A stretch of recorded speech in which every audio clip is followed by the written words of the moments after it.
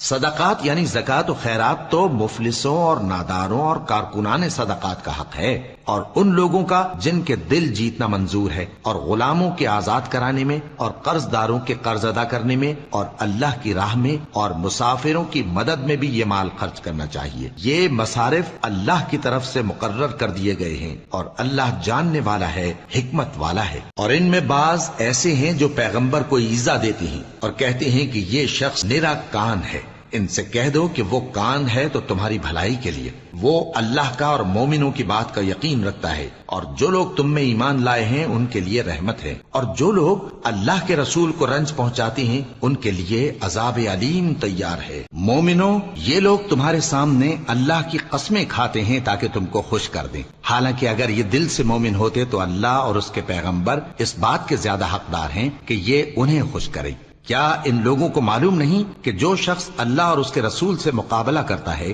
تو اس کے لیے جہنم کی آگ تیار ہے، جس میں وہ ہمیشہ جلتا رہے گا، یہ بڑی رسوائی ہے۔